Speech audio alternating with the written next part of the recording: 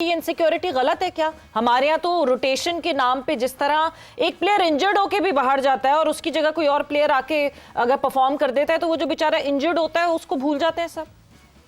यही तो इशू, यही तो हाँ। सिस्टम के फ्लॉज हैं जिनको पूर करना है आपको, कि आप इतनी इनको सिक्योर करें अपने प्लेयर्स को कि यार आपको जब सिलेक्शन दी है। और सबसे मजे की बात मैं आपको बताऊं, जो सेंट्रल कॉन्ट्रैक्ट में होते हैं वो टीम में नहीं होते। ठीक है, बाहर से बुला के प्लेयर्स को खिलाया जा रहा है। सेंट्रल कॉन्ट्रैक्ट जिनको दिए हैं उनको तो बुलाओ। शादाब खान को सेंट्रल कॉन्ट्रैक्ट दिया हुआ 2 साल से, वो टीम में क्या स्क्रीन पे ही नजर नहीं आते। तो ये सारी चीजें हैं ना, देखिए मैंने आपको जहां बोला ना, जहां से पॉलिटिकल इश्यूज आते हैं, ये चीजें होती हैं, तो फिर आप प्रेशर पे टीम बनाते हो, फिर आप खुल के कोई स्टांस नहीं ले सकते। आपको सिस्टम को अपना बहुत स्ट्रांग करना पड़ेगा और बहुत मेजर स्टेप, बोल्ड स्टेप लेने पड़ेंगे। आप ये छोड़ेंगे कौन क्या है। क्रिकेट से बड़ा कोई स्टार नहीं है। आप परफॉर्म करोगे तो आप स्टार हो, जब परफॉर्मेंस नहीं है तो आप किस चीज की स्टार ही आपकी क्या है? कोई आज देखें ना, कितने स्टार आपके प्रीवियस जो है आए, परफॉर्मेंस दी, आज उनको कौन नाम लेता? कोई नहीं लेता। वो उस वक्त होता है जब किसी मैच में कोई ऐसा रिकॉर्ड बनता है तो आपको अपने प्रीवियस स्टार याद आते हैं, अदरवाइज तो कोई भी नहीं। जो कहते हैं ना, वो जो इन है वो जिन है। बिल्कुल।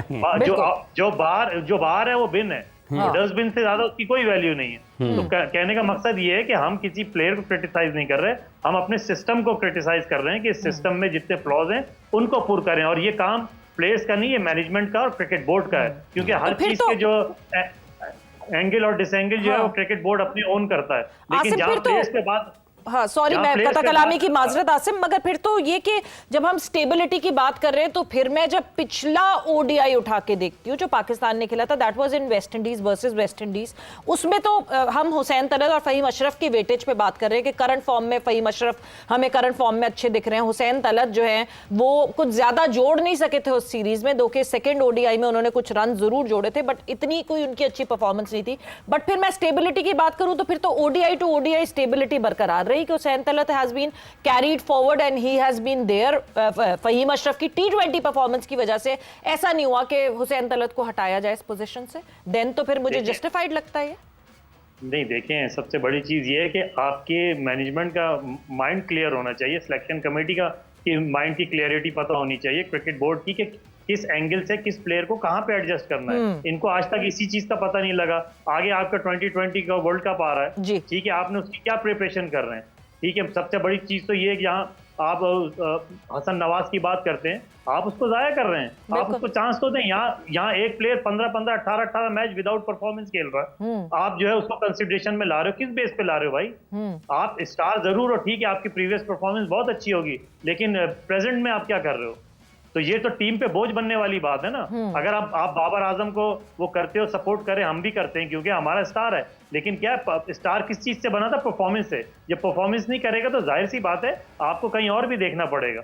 अब जैसे हसन नवाज की बात थी, साइम अयूब कितने अरसे से फ्लॉप चला आ रहा था, ठीक है, उसमें क्वालिटी है, टेक्निकली भी अच्छा खेलता है, लेकिन आप ये देखें अगर आउट ऑफ फॉर्म है तो पाकिस्तान टीम में आउट ऑफ फॉर्म प्लेयर की जगह नहीं है। पाकिस्तान टीम जो है वो परफॉर्म करने की जगह है। यहाँ पे ये नहीं होता कि यहाँ पे आके आप अपने तमाम जो है टेक्निक्स को बेहतर करें, यहाँ पे माइनर सी एडजस्टमेंट होती है और आपने यहाँ पे 100% परफॉर्मेंस देनी है, तो आप स्टैंड करते हैं पाकिस्तान टीम में।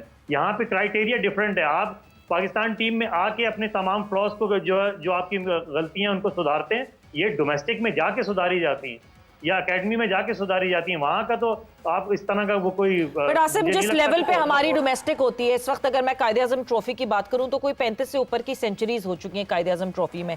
कायदे आजम ट्रॉफी देख के ऐसा लगता है कि पता नहीं कौन ब्रैडमैन खेल रहे हैं हमारे यहाँ डोमेस्टिक में, जो सेंचुरियों पे सेंचुरियां लग रही हैं। तो फिर डोमेस्टिक से ही नहीं लड़के तैयार होकर आ रहे हैं ना, तो फिर यही एक प्लेटफॉर्म बन जाता है जहां वो, जिस तरह रिजवान कहते हैं कि किसी दिन सीखेंगे तो किसी दिन जीतेंगे। नहीं, सीखेंगे और जीतेंगे की बात नहीं है, लेकिन आप ये तो देखें कि किस कंडीशन में जाके प्लेयर परफॉर्म कर रहे हैं डोमेस्टिक में, उनको हर तरीके से जांचा जाए। ये नहीं है कि जिस बंदे ने 3 सेंचुरियां कर दी, और आप ये देखें कि बॉलिंग स्ट्रेंथ उनकी क्या थी, अपोजिशन की, ये सारी चीजें मैटर करती हैं। और ये काम जो है सिलेक्शन कमेटी का और उनके बोर्ड मेंबर्स का है कि जो जाके ग्राउंड पे देखें, ऑन बोर्ड हो और हर एक चीज को जो है वो बहुत ही मतलब बारीक बीनी से इसको नोटिस करें कि कौन सा प्लेयर किस कंडीशन में, उसमें टेम्परामेंट है, उसमें प्रेशर हैंडल करने की जो है सलाहियत है, ये सारी चीजें देखी जाती हैं। अब ये चीजें हम क्या कहते हैं ऑन बोर्ड होके या टीवी स्क्रीन पे हम तो बोल सकते हैं, लेकिन जो ग्राउंड में जिनको ये ड्यूटीज असाइन की गई हैं, क्या वो अपना काम 100% कर रहे हैं या सिर्फ जो है होमवर्क कंप्लीट करके फाइलें कंप्लीट कर रहे हैं? तो ये चीजें उस वक्त आती हैं। ये बहुत बड़ा सवाल है हाफिज साहब। सिलेक्टर्स दिख रहे हैं कहीं मैदान में? आप मतलब बहुत, आप कमेंट्री तो बहुत शौक से ज़ौक से सुन रहे हैं जो कायद-ए-आज़म ट्रॉफी की हो रही है, सिलेक्टर्स भी दिख रहे हैं? देखिए, सिलेक्टर्स को होना चाहिए। जब आपके 4 वेन्यूज़ पर मैचेस हो रहे हैं तो सिलेक्शन कमेटी को के हर रुकन को हर एक वेन्यू पे तो होना चाहिए एक मैच देखने के लिए। आप किसी भी खिलाड़ी को जो पाकिस्तान टीम की तरफ से खेलें, क्योंकि काफ़ी सारे खिलाड़ी पाकिस्तान के जो पाकिस्तान टीम का हिस्सा हैं वो मुख्तलिफ टीमों की नुमाइंदगी करते हुए कायद-ए-आज़म ट्रॉफ़ी का हिस्सा हैं, शामिल हैं, और कुछ यकीनी तौर पर नए खिलाड़ी भी होंगे। और वो भी सेलेक्टर्स को, जब आप ग्राउंड में बैठकर मैच देखते हैं और आप टेलीविज़न पर मैच देखते हैं और जब आपके पास स्टैट्स की एक रिपोर्ट आती है मैच की, तो वो सबसे जो लोएस्ट लेवल पे है, वो जब आपके पास सामने स्टैट्स आते हैं वो है। जब आप टीवी पे देखते हैं वो उसका दूसरा दर्जा है, जो उसका अव्वलीन दर्जा है वो जब आप ग्राउंड में बैठ के देखते हैं। तो इनको होना चाहिए, अगर नहीं है तो फिर ये अफसोसनाक चीज़ है। जैसे आपने वेस्ट इंडीज़ के स्क्वाड का हवाला दिया है, तो अगर उस स्क्वाड को देखें तो उसमें तो फिर रिजवान भी इस टीम में नहीं आते। अगर आप कॉन्टीन्यूटी की बात करते हैं, क्योंकि मेरा नहीं ख्याल कि रिजवान वेस्ट इंडीज़ में पाकिस्तान टीम का हिस्सा थे, या फिर सुफियान मुकीम पाकिस्तान के लिए खेल रहे थे और वो भी उस टीम का हिस्सा थे। ज़रा आप देखें और रहनुमाई करें हमारी, और लाखों करोड़ों लोग इस वक्त टेलीविजन पर पाकिस्तान। नहीं, रिजवान जब वेस्ट इंडीज में आखिरी ओडीआई खेले तो रिजवान हिस्सा थे ना, स्क्वाड रिजवान का कैप्टन थे ना।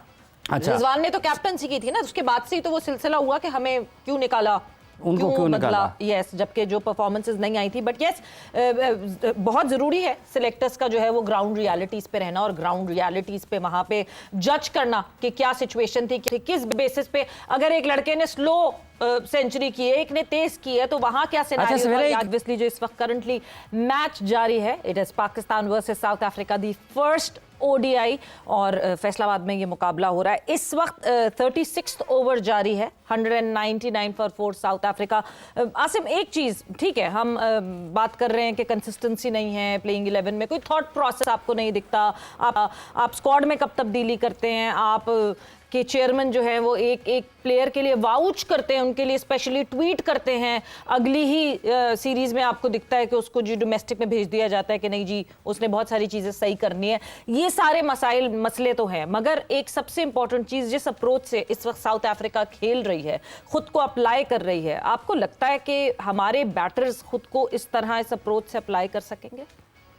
देखें, ये तो फॉर्मेट ऐसा है और ये जिस जगह ये खेल रहे हैं वो पाकिस्तान टीम है। यहाँ पे अगर आपकी एडजस्टमेंट आपको नहीं करनी आती तो आपकी टीम में जगह बनती नहीं है और आपको खेलना भी नहीं चाहिए, क्योंकि देखें उनकी अनएक्सपीरियंस टीम है, इतनी एक्सपीरियंस नहीं है। कुछ लड़के हैं 2-3 और जिसके अलावा सब नए लड़के उन्होंने ट्राई किए।